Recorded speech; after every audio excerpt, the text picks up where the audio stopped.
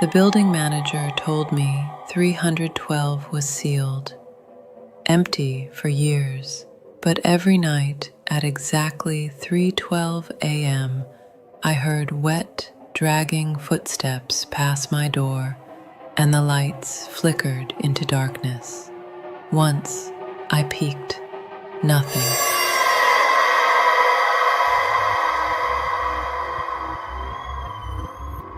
You are listening to the Fearcast. This is not a drill. I repeat, this is not a drill.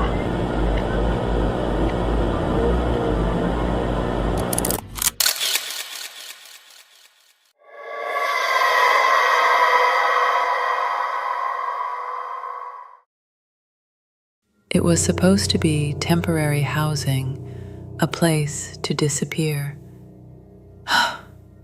After quitting my job and cutting off my family, I needed somewhere cheap and untraceable. Thorn Residences was perfect. A decaying brutalist slab, hidden in a forgotten corner of the city. 15 stories of cracked concrete, mildew-soaked halls and broken lights.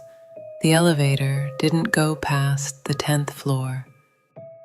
Pipes groaned like something alive. I moved into Unit 311, thinking I could vanish quietly.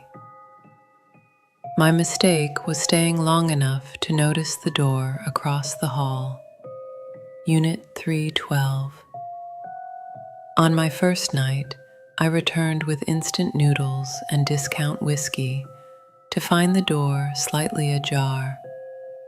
A flickering hallway light pulsed unnaturally. Through the sliver of darkness, I saw an eye, wide, unblinking, set in a face too pale to be living. When I blinked, the door was closed. The building manager told me 312 was sealed, empty for years. But every night at exactly 3:12 a.m., I heard wet, dragging footsteps pass my door, and the lights flickered into darkness. Once I peeked. Nothing. Then 3 soft taps. I installed a hallway camera. At 3 a.m., static. Then she appeared. A woman in a tattered hospital gown, skin veined and bluish like something drowned, hair like seaweed, floating, eyes empty, mouth slack. She stared directly at my door, then vanished. After that, I started seeing her in reflections, the microwave, puddles, even in my own eye. One night, I broke into 312. The air was thick and wet. Inside, just a chair and a ruined journal. One line carved deep into the page. She moved in after the last one left. She doesn't knock unless you see her. That night, I heard 2 knocks, then breathing, slow, wet.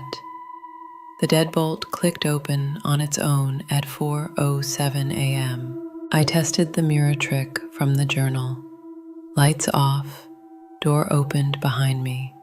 She was there, face inches from mine, hair shifting like it had a life of its own.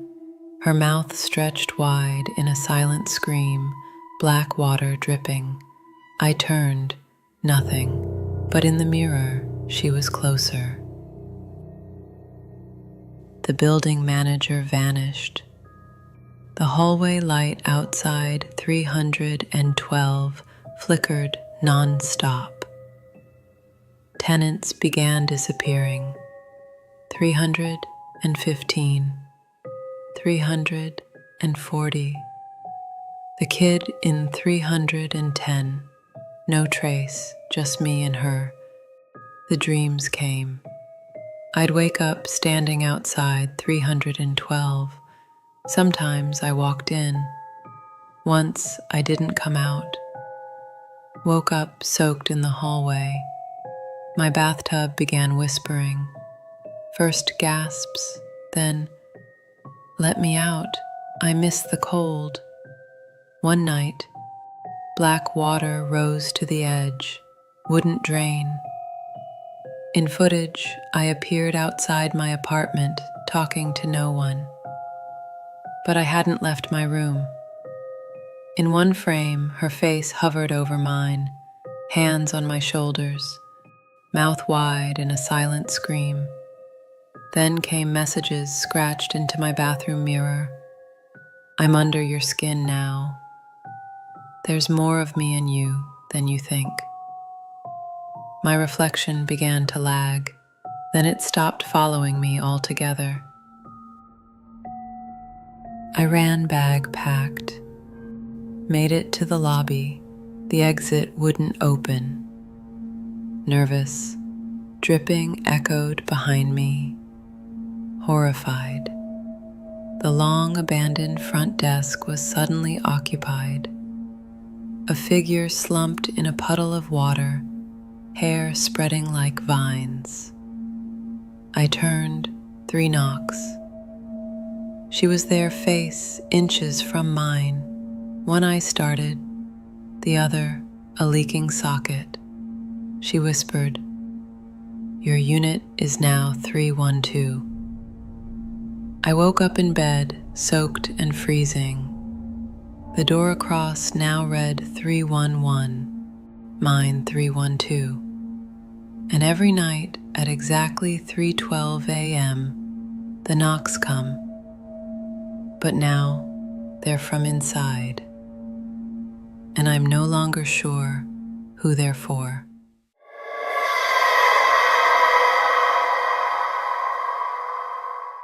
I never believed in urban legends until the night she came for me. My name's Dylan Rourke, 26, working maintenance on the city's forgotten transit tunnels. Nights underground were quiet, lonely, and I liked it that way until I found something that didn't want to be found. It started with graffiti carved into the tunnel wall. "She only needs a face." I logged it, tried to ignore the chill in the air, and moved on. The next night the words were deeper, and now said, "She knows your name, Dylan." That's when the light started flickering, when I heard a voice, thin and wet, whispering my name, when I saw her, skeletal frame, hospital gown, skin pulled where a face should be, 2 dark holes for eyes. I ran. They said I was overworked, told me to take a night off. But at 3:17 a.m., scratching came at my door, followed by a rust-colored message, "Let me wear your smile." I didn't sleep. I took pills the next night, but woke up in the tunnel. Same clothes, same flashlight. Footprints led me to a door I'd never seen behind it, an abandoned underground hospital. Beds with restraints, dusty scalpels, and one unbroken mirror. She was there, behind me. Her face was a stitched-together horror. "Give it to me," she rasped. I woke up screaming on my kitchen floor. But things got worse. My job denied me ever working there. My ID was deactivated. I was being erased. Every night, she came closer through mirrors, screens, dark hallways. I tried to block it all out, but she left a gift, a mirror shard wrapped in gauze. On it, one of us is missing a face. I ran. New apartment, no mirrors, no electronics, no reflections. But on the 7th night, she came through the reflection in my eye. I saw her behind me, felt her cold breath. "Let me be you." I took her shard and confronted the hidden mirror I'd kept. "Why me?" I asked. And she answered, through the glass, "Because you looked at me." I shattered the mirror, only to see my reflection still standing in the shards, smiling.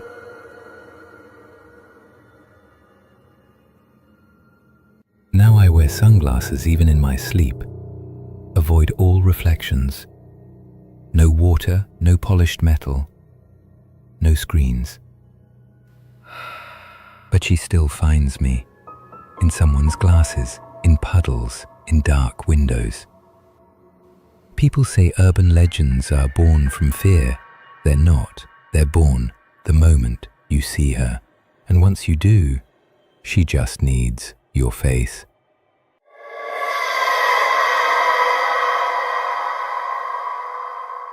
My name is Claire Mercer. I'm 37, single, and a freelance interior stylist, living alone in Northern California. People always say I'm too pretty to be alone, hazel eyes, but I've always preferred solitude, thoughtful until last summer. It started with a vintage brass-framed mirror I picked up at an estate sale. I placed it in my hallway, basking in the golden hour light, thinking it looked perfect. But soon strange things began. I'd catch flickers in the reflection shadows, movements, short pause, and then a woman. Tall, pale, with long, wet black hair and a smudged, obscured face. At first, I chalked it up to imagination, working from home and spending too much time alone. But one day I saw her, not in the mirror, but beside it in its reflection. I spun around, short pause, nothing. I removed the mirror, stored it in the garage, and tried to forget. That night, the doorbell rang. No one was there. Then came the dripping, steady, impossible to trace. My hallway felt colder, unsettled. I found wet footprints leading to where the mirror used to hang, though my house was locked and the alarm silent. Whispers soon echoed from the garage. When I checked, the mirror had turned around on its own. She stood inside it, closer than ever. Her face now half visible, her mouth sewn shut. The next few days were a waking nightmare. Electronics failed. My phone is distorted near the mirror. My landline would ring with only wet, raspy breathing on the other end. I called a junk service. The man who came looked thoughtful, shaken. The mirror's previous owner, he told me, had drowned, found stitched up in her tub days after her death. I tried to move on, drank too much, told myself it was trauma. But the next morning, the mirror was back on my doorstep. No note, no explanation. Just its fogged surface, as if someone had been breathing on it. When I called the junk service again, they said they'd never come. That night, the whispers spread, reflected in every screen and glossy surface. I covered everything, mirrors, TVs, my phone. It didn't help. On the fifth night, I saw her face, fully sunken eyes, gray, wrinkled skin, mouth sewn shut with black thread, reflected in my powered-off phone. She wasn't trying to haunt me. She wanted to trade places. My dreams turned to drowning, screams underwater, being pulled into darkness. I fled, moving to a smaller home with no mirrors, no reflections. But it wasn't over. A single photo of myself, hidden in a drawer, betrayed me. When I opened it, the reflection wasn't mine. She stood behind me. I burned the photo. Still, the dripping returned from inside the walls.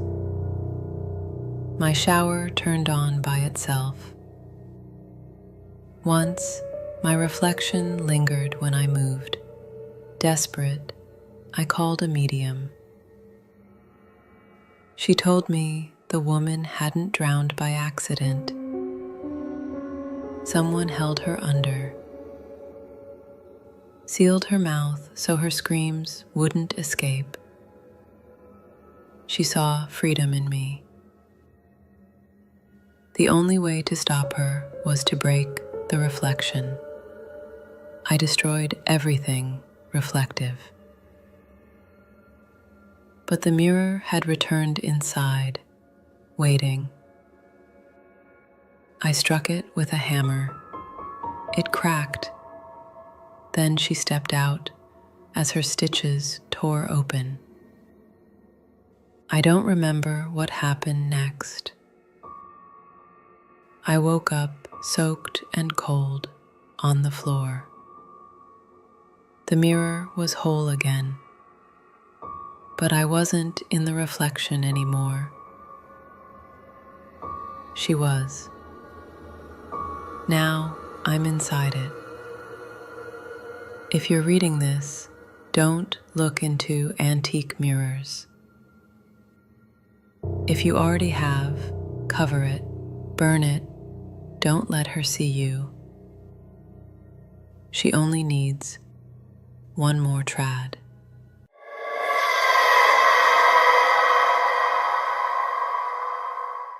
My name is Brian.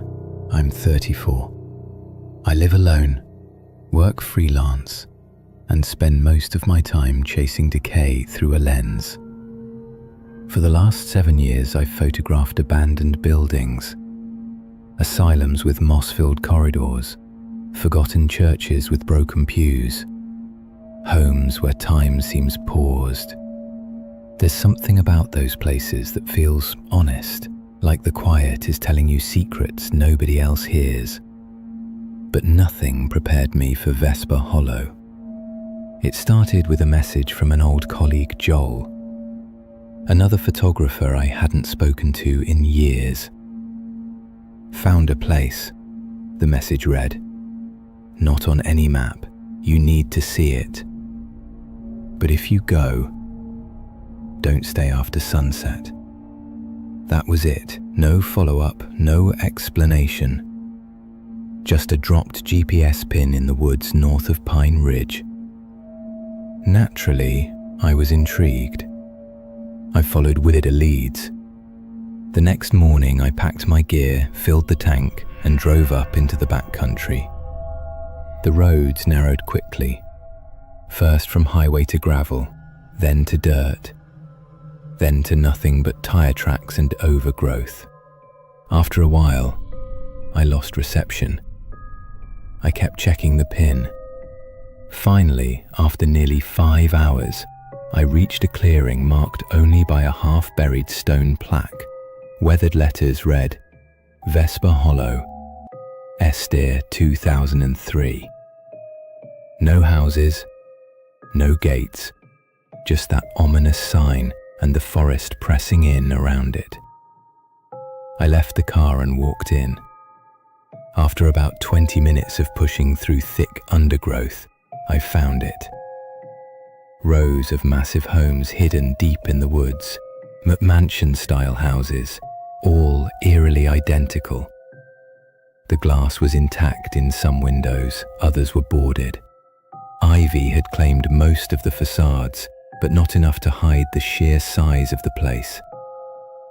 There were no sounds, no birds, no breeze. Even my own footsteps felt muffled. It was like the air was holding its breath. The first house I entered was still fully furnished, Dusty furniture, blank picture frames, dishes on the table. It looked like the occupants had stepped out for groceries and never returned. That unsettled me. I wandered upstairs and found a bedroom with drawings on the walls, childlike scribbles of stick figures with wide, toothy smiles, and red X's over their eyes. One wall had a message etched in: "They smile so you'll stay." I turned around and froze. There was a mirror across the room, and my reflection wasn't right. It wasn't copying me. I raised my hand. It smiled. I backed away and stumbled into the hallway. That's when I heard footsteps upstairs, slow, heavy, deliberate. But this house didn't have a third floor. I bolted. Out the front door, into the fog. The houses looked newer now. Windows were clean, lights on in some of them. And in the top window of a house down the road, someone or something was watching me. Not moving, just there. I blinked and the figure vanished. Still, I didn't leave. My curiosity was stronger than my fear. I entered another house, one at the far end of the row. The door creaked open by itself. Inside was a nursery, old, dust-covered toys, a black wooden crib, and above it, a mobile that spun without wind. Most chilling of all was a VHS camcorder on a tripod, pointed directly at the crib. The red recording light blinked. I stepped back slowly. Then the door slammed shut behind me. I grabbed the knob. Locked. I checked the windows, sealed. Then the mobile stopped spinning. Silence stretched too long. That's when the camcorder clicked tape rewinding by itself. The screen flickered to life. Static. Then a child's voice whispered from the room itself, not the tape. "You weren't supposed to see this." I spun around. Empty crib, empty room. I turned to the mirror on the dresser. My reflection was smiling. I wasn't. The walls began to hum, almost like whispering beneath plaster. The air turned thick and hot. I felt like I was being watched from inside my own skin. Then everything went black. When I came to, I was lying in the weeds outside. My clothes were damp with morning dew. But my watch said it was still the same day. The sun hadn't set. But I knew I'd lost time. I stood up and looked back. The house was gone. Just trees, no path, no porch. As if it had never existed. I stumbled back to the car. My gear was untouched, but every photo I'd taken that day was gone, deleted. My camera's internal clock had reset itself to 1903. On the drive home, my GPS rerouted 3 times, all attempts to send me back toward the hollow. I shut it off and drove in silence. That night I tried to sleep, but couldn't. At 2:11 a.m., I heard knocking on my window. I live on the 3rd floor. I didn't move. The knocking came again. Then a whisper, barely audible, inside the room. "You looked too long." The next morning, I got another message from Joel. A single video attachment. I almost didn't open it, but I did. It was Joe filming inside another Vesper Hollow house. The walls had changed. They were covered in framed photos. Dozens, hundreds all showing people standing in front of houses. But their faces had been smudged out. Joel's voice was shaking. I think it's building itself. Feeding off memory, replacing people, growing. He moves toward a mirror, and as he pans the camera, my reflection is there, not his, mine, smiling. I dropped my phone. The window knocked again. My bathroom mirror had fogged over without steam, written across it in dripping condensation, "One of us now." Since then, things haven't been right. My reflections linger too long. My photos glitch even when I shoot something completely unrelated. And sometimes, when I wake up in the middle of the night, I find dirt on the floor. Tracks. As if someone has been standing by my bed. I've moved 4 times, it doesn't matter. Every mirror I see eventually shows the nursery, the mobile, the crib, and something standing behind me. Always just out of focus. I stopped photographing anything, even my phone's camera useless. I tried smashing every mirror in my home, but the reflections still show up, on glass, on water, on screens that are turned off. The worst part? People around me are changing. Friends forget conversations we had. Strangers wave at me like they've known me for years. And every now and then I swear I hear Joel's voice in other people's mouths, mid-sentence, like something is trying to finish his story through them. 3 nights ago, I woke up to find a stone plaque placed outside my apartment door. It was identical to the one from the forest. Vespa Hollow, Est, 2003. Population, 2. I haven't slept since. I can't, because last night I caught my own reflection watching me before I looked in the mirror. It turned away as I turned toward it. Vespa Hollow isn't a place. It's a parasite, a self-replicating memory. Once you've seen it, it attaches to you through photographs, through dreams, through stories like this. It builds itself in your mind, in your past. It moves the furniture, alters your memories. It waits, and eventually, you stop noticing what's real. You stop noticing when your reflection starts smiling on its own.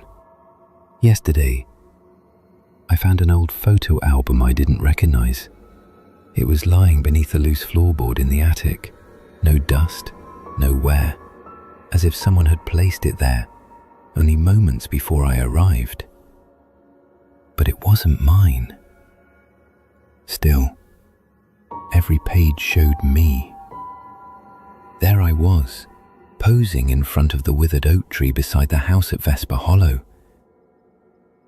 Another shot, me, by the rusted swing that's long been broken. Then again, standing at the top of the hill, where the wind never stops howling. I don't remember ever visiting that place, but in the final photograph, one that hadn't been there when I first opened the album, I stand in the dark outside the old nursery window. Behind me, a faint light glows, and pressed to the glass from inside, barely lit, is my face, smiling. But I'm already outside. I don't know how long I've been writing this. The clock on the wall hasn't moved, the light keeps flickering, and something I can't hear, is whispering just beyond the edge of sound. It might be my own thoughts turning against me, it might be something else. Maybe you're reading this in a place I've never been. Maybe I already told this story to someone else, and now it's found its way to you. Or maybe this story isn't mine anymore. Maybe it never was, because there's one thing I know now. Once you've seen it, once your eyes have brushed even for a moment against its truth, it begins. And now that you've read this, Check your screens. Look closely at your reflection. Really look. Is it still you?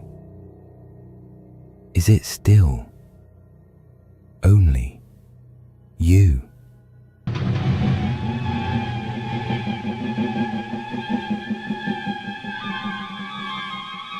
The building manager told me through. To save your progress, click the subscribe button. I don't know what this is exactly. A warning, a record, proof I still exist. Maybe just a way to convince myself I'm not losing my mind. Because that's how it works, right? That's how they get in. Not with violence, not with knives, with questions. With the slow unraveling of things you thought were solid.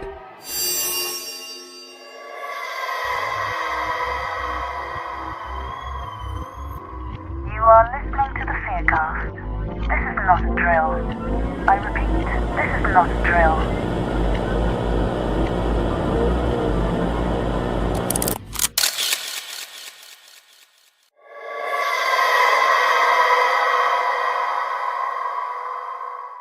I started therapy a while back after a rough breakup. Classic stuff. Panic attacks, shame spirals, waking up at 3 a.m., convinced no one would ever love me again. Dr. N was recommended by a friend, said he was calm, unusually perceptive. That turned out to be true, too true. He looked the part, mid-40s, soft voice, kind eyes, beard like a high school philosophy teacher. The office was beige and quiet, just a ticking clock and that faint smell of something herbal, not flowers, something older, something you'd find in a drawer that hadn't been opened in decades. At first, he was exactly what I needed.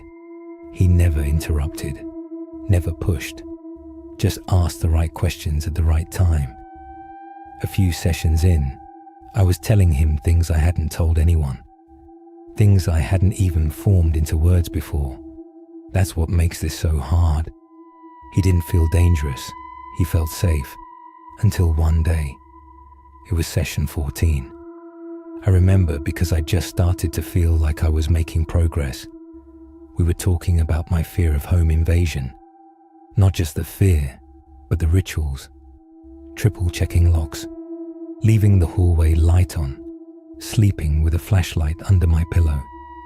He smiled and said, "You know, I keep a copy of every client's house key." He said it lightly, like a joke. I stared at him. He smiled again. "Just kidding." But there was a pause after that, the kind of silence that doesn't land right, like he was watching to see how much I believed him. I laughed awkwardly. Said something like, "Guess I better start locking the windows too." He didn't reply, just wrote something down for the first time ever in our sessions. I should have walked away then. Over the next few weeks, little things started happening at home. At first, I thought I was just being forgetful. I'd come home and my shampoo bottle would be in the wrong place. Not fallen, just rotated. The lid unscrewed a little. Once, my toothbrush was damp at 3 p.m. I hadn't been home since morning. Another time, the fridge door was open with just a crack. Nothing missing, nothing spoiled, just open. It never escalated. Nothing loud, nothing obvious. Just wrongness in the small details. I started testing it. Taped a single hair across the crack of my bedroom door. Sprinkled talcum powder by the entryway, left a glass of water on the counter and measured the meniscus. I didn't tell anyone, not even Dr. N. I wanted to be sure. The hair would be gone, the powder scuffed, the water level lower by millimeters, so I changed the locks, bought a triple deadbolt system, self-installed, didn't tell my landlord, didn't write it down. Didn't even mention it aloud in my apartment. Next session, he smiled and said, "Feeling safer at home now." That was the last time I saw him. I stopped showing up, ignored his calls, blocked the clinic number. I thought I was done, but a week later, he emailed me. Noticed you've been distant, just checking that you're safe at home. There it was again, that phrase, safe at home. I moved the next month, new suburb, new number. Didn't tell friends the address. Scrubbed myself off every online listing I could find. Bought blackout curtains and a door jammer. I even covered the peephole with tape. It worked, for a while. Then yesterday, I checked my letterbox. Inside was a plain white envelope. No name, no stamp, no return address. Just my unit number in block letters. My new unit number. One I never gave out. Inside the envelope was a single key. My key. Taped to a sheet of blank paper. And written underneath, in tiny, careful handwriting. You forgot to give me your spare. I haven't gone to the police. What would I even say? My ex-therapist mailed me my own key and I'm scared he exists. They'd ask how he got the address. I wouldn't have an answer. They'd ask for proof.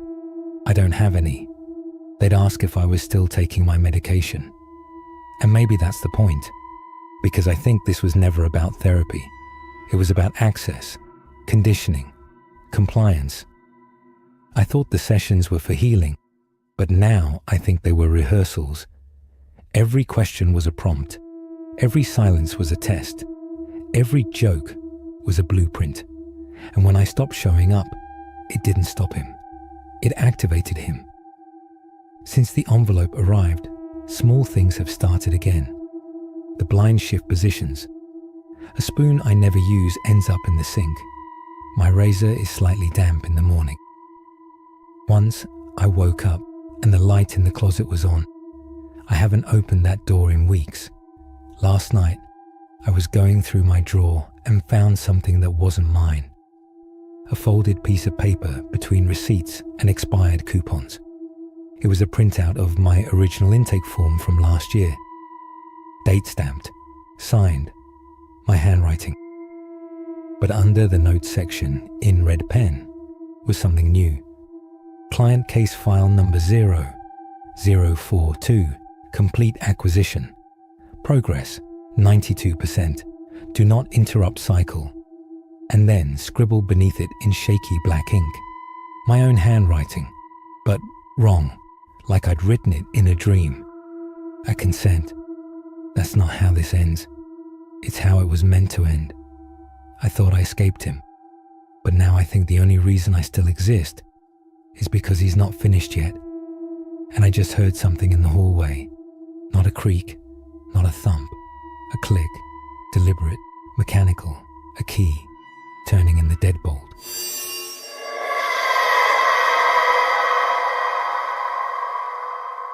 Every kid in town had a story about it. Some said there was a monster in the attic.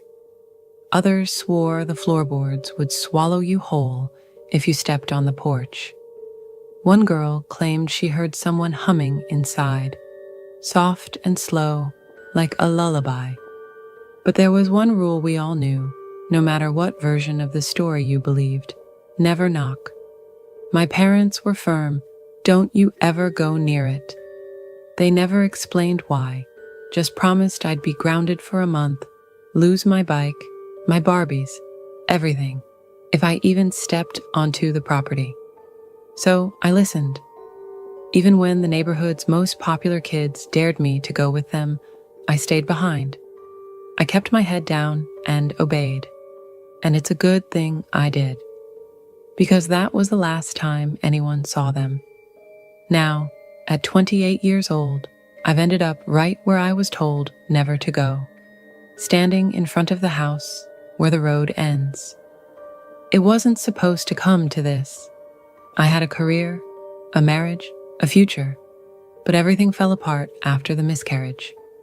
The grief swallowed me and I couldn't keep up, not with my husband, not with my job. I lost both. And for a while, I lost myself too. Now I'm back in my hometown, staying in my old room at my parents' place. pretending I'm just taking time to get back on my feet. But I know why I'm really here. I've been thinking about this house my entire life. I used to tell myself I felt guilty for not going with the kids when they invited me all those years ago, that I owed it to them. But deep down, I know that's not it. My curiosity didn't fade with time. It bloomed, quietly, obsessively, like something waiting for the right season to grow. I parked off to the side of the overgrown road, my tires crunching the gravel. Even now, standing outside it, the house astonished me. It looked exactly the same as it had when I was a kid. Weather-worn, sagging porch, shingles peeling like dead skin. The years had passed, but it hadn't aged a day. Neither had my unease. As I walked up the creaking steps, something about the place felt familiar. Sure, I've seen the house while growing up, but being on the property felt like I've been here before. I barely raised my hand to knock when the door eased open with a soft groan. Standing in the doorway was a man who looked like he might be in his late 40s, maybe early 50s, but something about him was off. His skin was unnaturally smooth, wrinkle-free, like someone had ironed it. Not a single freckle or pore. No stubble on his face, no body hair at all. Just polished, preserved skin stretched across sharp cheekbones. He was tall, with broad shoulders, but somehow still looked small in his beige button-up cardigan and denim jeans. Like he was trying to look normal and just missed the mark. "Good morning, sweetheart," he said, his tone syrupy and calm. "Welcome to my humble abode." A chill rolled up my spine, not because of the words, but the way he said them, software low, almost as if he was talking to a child. He invited me inside with that same soft, measured smile. The first thing that hit me wasn't the silence, it was the smell. It didn't stink like rot or mildew. No, it was worse than that. It smelled humid, fleshy, like sweat pressed into fabric, like skin that had been too warm for too long. There was an artificial sweetness layered over it, something chemical and perfumed, like off-brand baby powder mixed with Febreze. A failed attempt to mask something organic.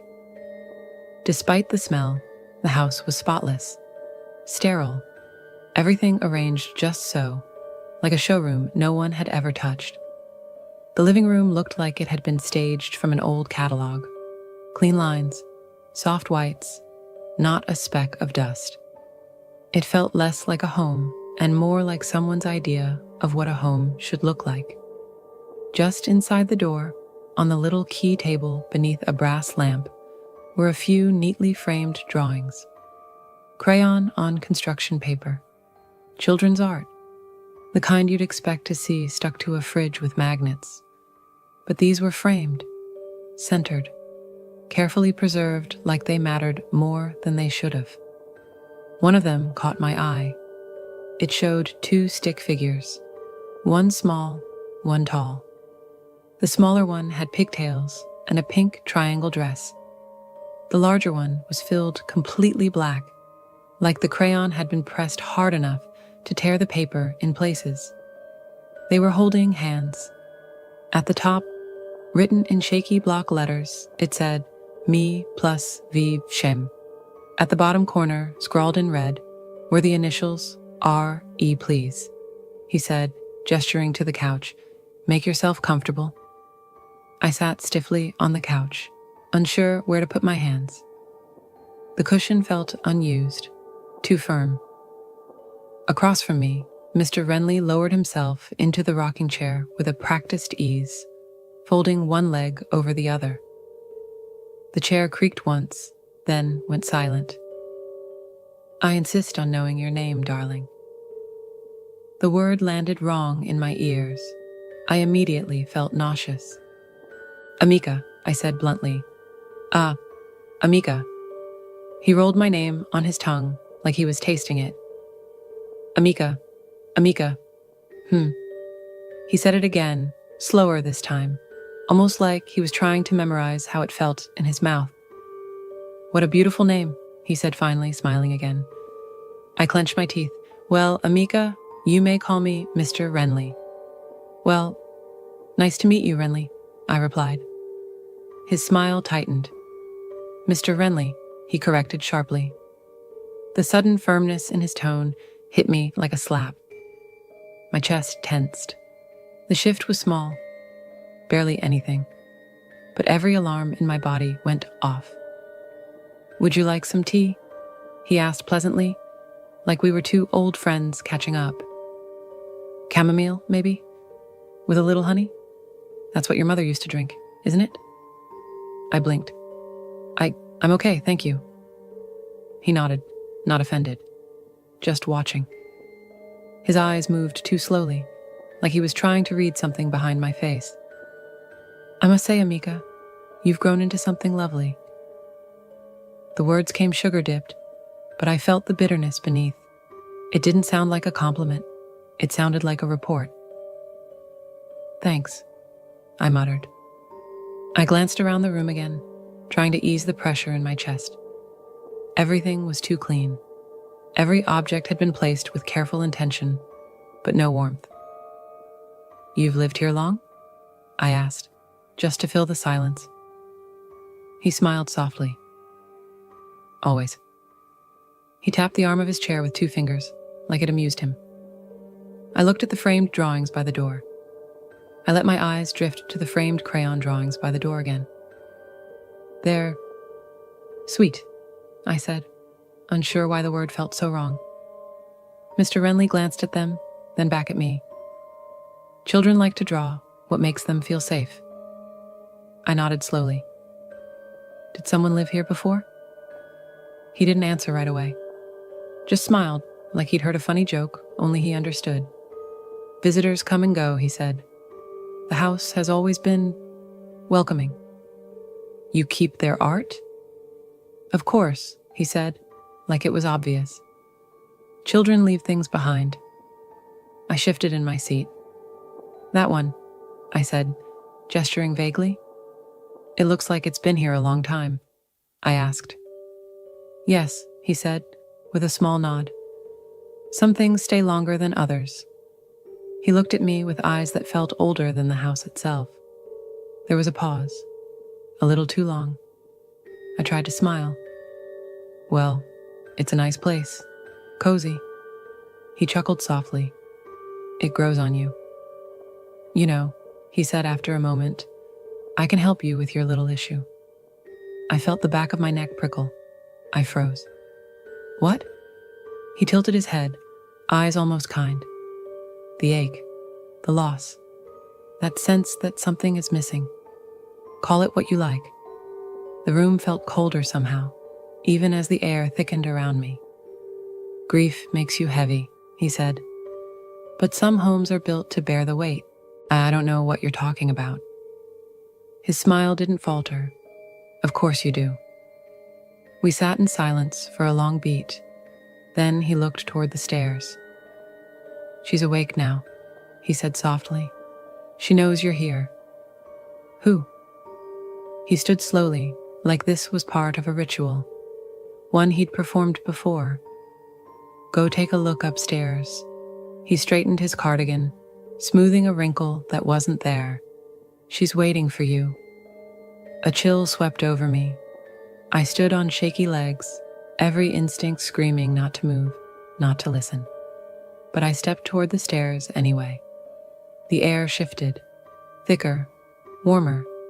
Each step groaned under my weight like it hated me. Halfway up, I looked back. Mr. Renly was still watching, still smiling. At the top of the stairs, the smell hit me. Rot, sweetness, sweat, decay. The same scent I noticed downstairs, only now it was stronger, concentrated, alive. A narrow hallway stretched ahead, faded carpet underfoot, walls a sickly beige, doors lined either side, all shut, except one. At the very end, just barely ajar. The silence pressed in harder with every step I took toward it. The carpet crunched beneath my shoes like old cereal. My throat burned from holding back the urge to gag. The closer I got, the more I realized this wasn't a dead smell. It was something still rotting while it breathed. I reached the door, paused. My hand hovered over it. I didn't want to know, but I had to. I pushed it open. The hinges gave a long, aching creak. The stench exploded in my face. I yanked my jacket up over my nose, but it didn't help. The air felt thick, wet, like breathing through a sponge soaked in spoiled milk. Inside the room, the light was dim, just a single lamp humming in the corner. And on the bed, something was waiting. It was thin, impossibly thin. Its limbs looked like they'd been stretched, starved, dried out. Translucent skin clung to a skeleton that didn't seem human. Greasy brown hair hung in limp strands across a bloated stomach, so swollen it looked ready to split. Its belly rose unnaturally high. The flesh pulled taut, pale and pulsing, like something was pushing outward from inside. The belly button jutted like a cracked, puckered eye. Dark blue veins spiderwebbed across its stomach. Beneath the skin, shapes shifted. I couldn't tell how many. I stared at its swollen stomach, and something in me twisted, something I didn't want to name. It was wrong. All of it was wrong. And still, it had what I lost. Umbilical cords spilled down over the footboard. One curled onto the floor in a slow, twitching loop. It raised one bony arm, the joints popping. Its fingers were long, curved like insect legs, nails yellow and curled outward. It spoke. "My child, I've missed you." Its voice was soft, feminine, almost motherly, but not right, like a nursery rhyme played backward. It beckoned. I stumbled back, heart jackhammering in my chest, right into something solid. A hand gripped my shoulder. Another curled into my hair. Mr. Renly leaned in, his breath hot against my ear. "You smell wonderful, Miss Amika," he whispered, so full of potential. That broke me. I shoved him off and bolted, down the stairs, through the door, off the porch. I didn't stop until I hit the dirt and collapsed to my knees, vomiting into the dry earth. I raced back to my parents' house, heart slamming in my chest the entire drive. Gravel crunched under the tires as I pulled up. I barely remembered turning off the engine before I was through the front door, slamming it shut behind me. Dad was in his recliner with a beer in hand, half watching some game on TV. Mom was in the kitchen, humming softly as she chopped vegetables, like it was just another evening. "Did you know?" I asked, my voice sharp, breath catching. "Did you know what's in that fucking house?" Dad grunted, annoyed, not even looking up. Mom stepped out from the kitchen, holding a knife in one hand, a carrot in the other. "What are you talking about, sweetheart?" she asked carefully. "You know exactly what I'm talking about."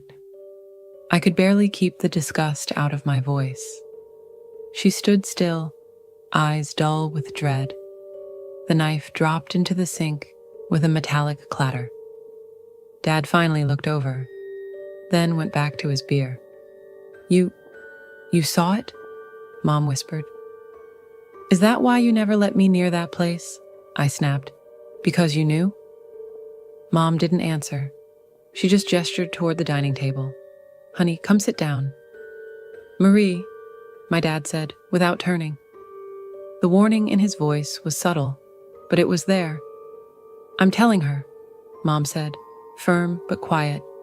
"Marie, you know the rule," Dad snapped, standing now. His face was flushed, jaw clenched. "She's already seen it." "It's too late now," she snapped, then turned back to me. "Sit down, sweetie." Dad hesitated, then sat, He was still drunk, but at least he's a reasonable one for now. I lowered myself into the chair across from her, still shaking. What rule is he talking about? She hesitated, fingers trembling against the edge of the table. Her voice came out soft and brittle. Mr. Vardy is a very nice man. I stared at her. Who? Mr. Renly, she corrected herself. He calls himself Renly now, but that's not his real name. She reached out for my hand, but I pulled away. Something in her expression shifted. Shame, like she'd been carrying this too long.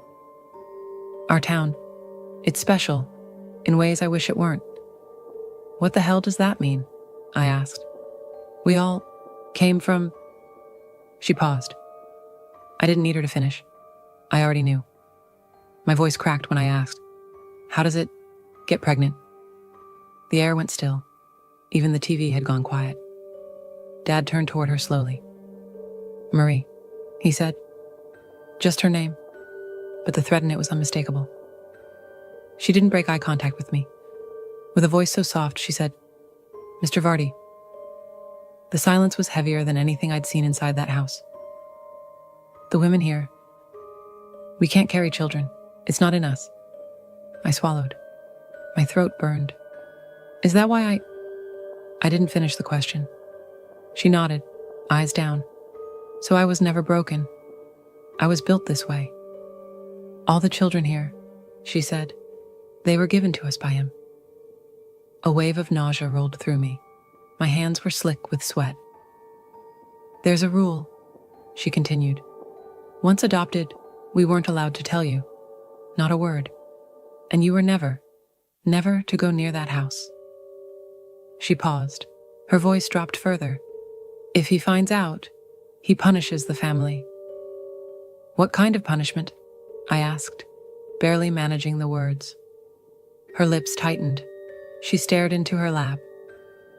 There was a family in Rosewood, the Elkins. Their little girl Ruthie went up to the house. One night, they woke up and she was gone. No broken windows, no footprints, just her bed, still warm, and a note on her pillow. Her hand was shaking. It said, "You broke the rules. You can have her back when she forgets." My mouth went dry. Jesus. They waited 7 years, she said. Then one morning she was there, sitting on the porch. Same age, same dress, same pigtails. She exhaled. They ran to her, tried to hug her, but she pulled away and asked, "Are you my new mommy and daddy?" My stomach dropped. She didn't remember them, I asked. No, but she did remember someone, my mother said. She said she had a friend, a nice one. Said his name was Vivi. A thick silence settled in. I sat there taking everything in when, knock, knock, knock. My mother jolted. My father froze mid-breath. He stood slowly and walked to the door like a man on his way to the gallows. When he opened it, the color drained from his face. Who the hell? He stopped, dead quiet. Standing in the doorway, smiling politely, was Mr. Renly. That same spotless suit, that same gentle smile. But the smile didn't reach his eyes. Without a word, he stepped inside and walked to the dining table.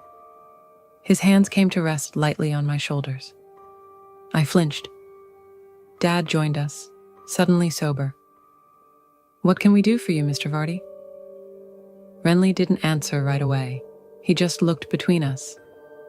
Finally, he spoke, calm, pleasant, like this was just a visit between old friends. You all know why I'm here, he said, smiling wider. So, let's have a little chat.